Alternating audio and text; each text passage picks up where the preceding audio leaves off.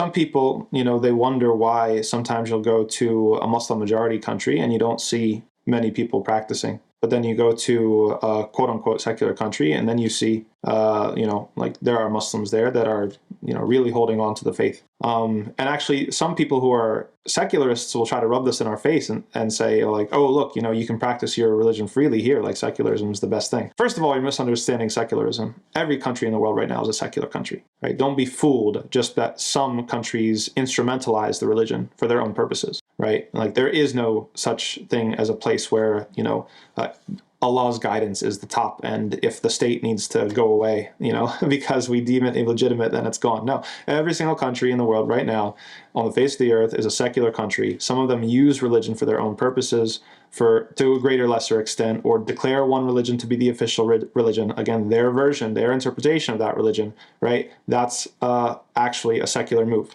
But what you are sensing and what you're observing is the role that culture has to play and the role of intentionality. Because when it comes to being a Muslim in a place where the culture is generally sort of a Muslim culture, it's something that's inherited and it's not something that you take very seriously.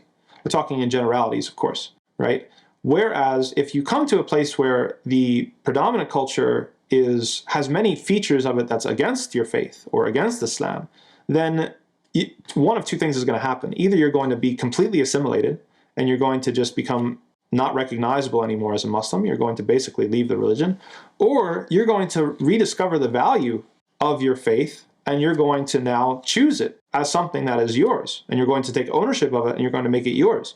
And that's why sometimes, despite all of our flaws and setbacks and shortcomings in the West, we have some beautiful things that happen. We have some people here, and there are Muslims that come from abroad that say, I felt like my faith was stronger, in North America or in the United States or in Europe. Why? Because there was no adhan going off. They have to set their alarm. They had to set the app on their phone to tell them when the prayer time was, and no one's telling them to go pray. They have to go pray themselves. They have to choose it themselves, right? And so, yeah, for that small group of people who Allah has favored with His guidance, the faith is going to mean a lot more. But the overall message is not one about Muslim country, not Muslim country, secularism versus not secularism. That's a misinterpretation of what's going on. It's that you need to choose it and you need to sacrifice for it.